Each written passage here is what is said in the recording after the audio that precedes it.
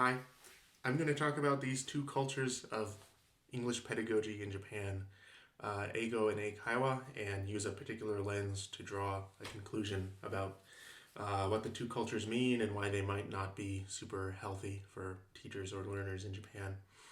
So I'm calling the two cultures Eigo and Eikaiwa, and I think that's a convention that someone else set, but it makes sense to me.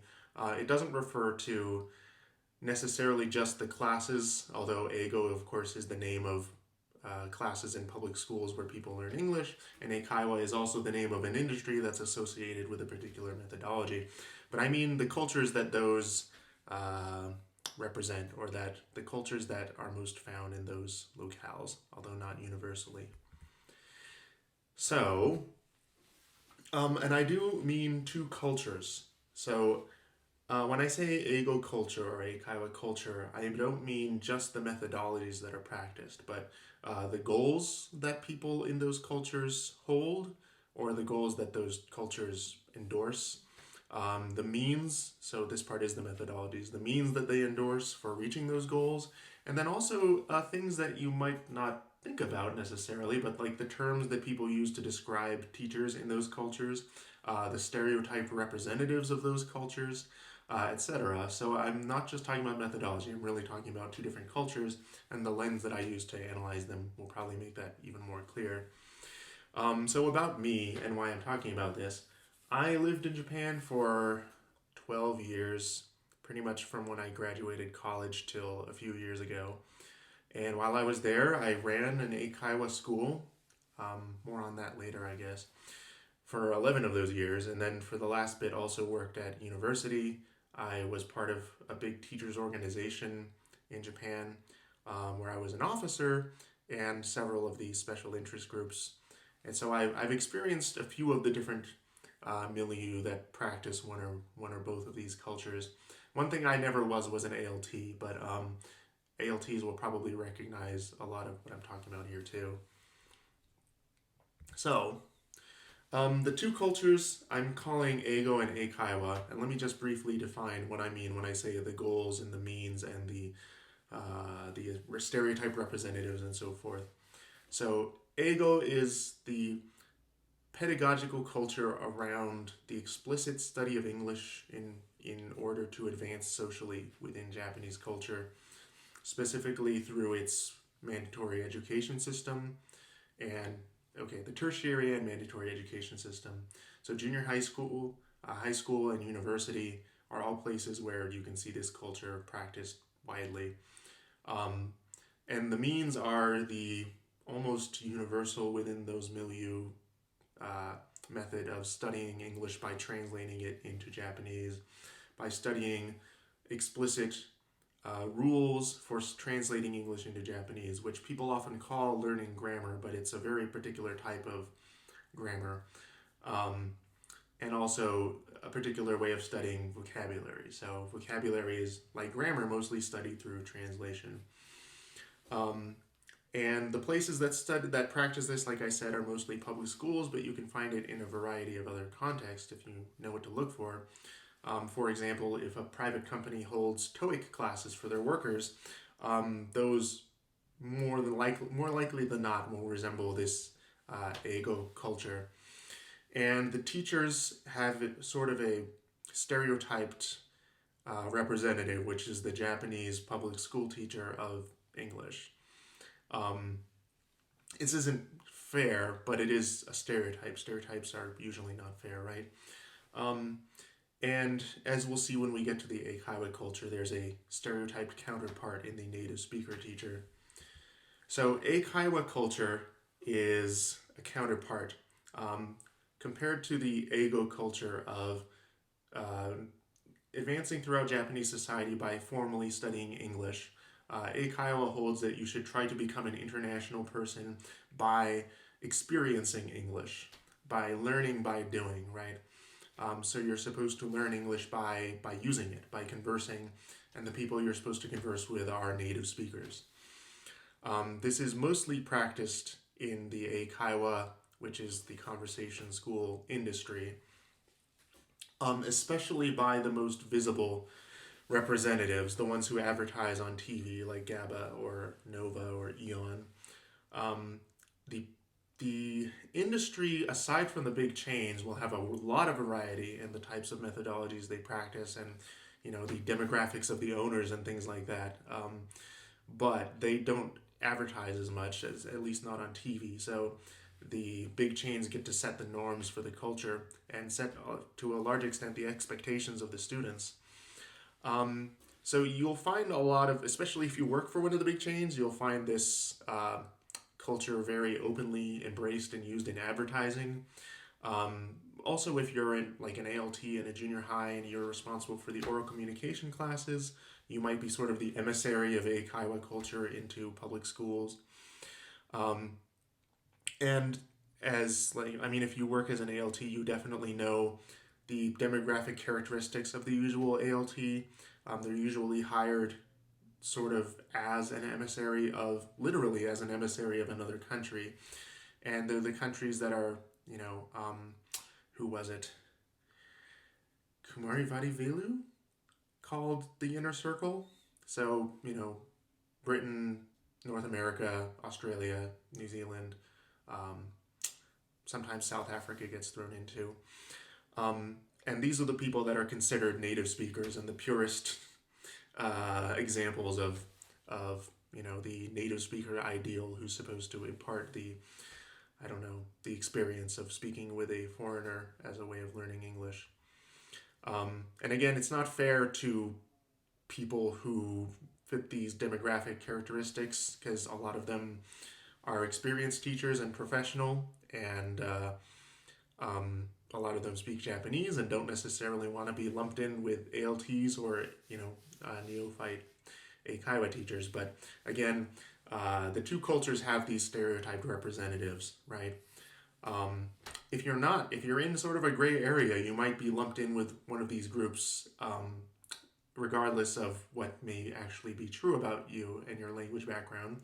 You could be a Japanese American who has to sort of adopt a new name that happened to a former coworker of mine in order to be considered a native speaker. Or you might be like a Swede, another former coworker of mine who was considered a native speaker, mostly because he was Caucasian, I guess, although his first language was, of course, not English. So those are the two cultures that I'm talking about here, the Eigo culture and the Eikaiwa culture. And the lens that I'm going to use to analyze them is this one.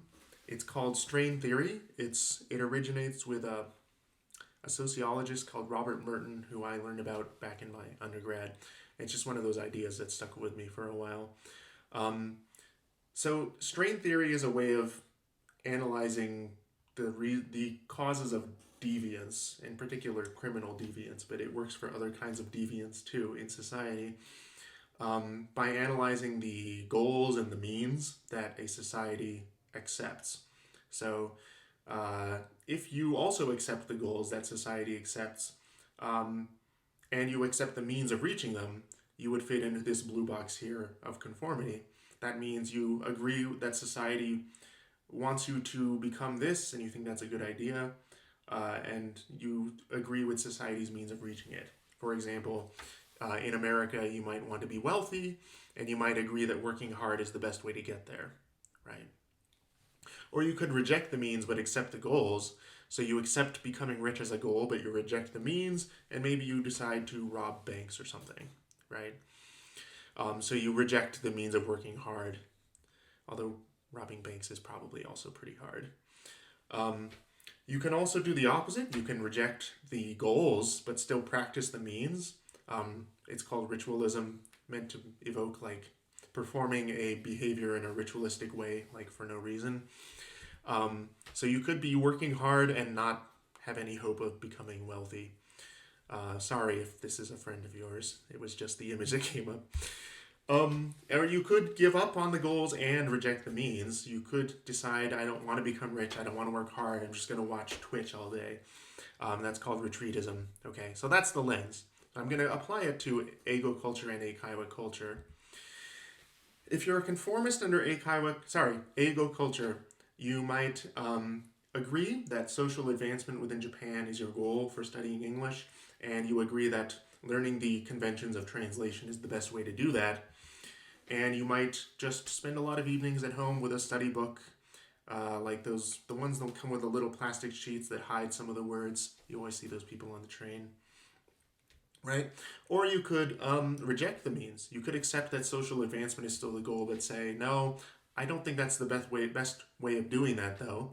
I'm going to add some other methodologies to my study regimen. So I'm going to add Eikaiwa classes to my Juku classes or something like that. Okay? Or you could be a ritualist who just continues studying this way, although there's no point in doing so. Whether the goals are no longer social advancement within Japan, like your company doesn't accept TOEIC scores,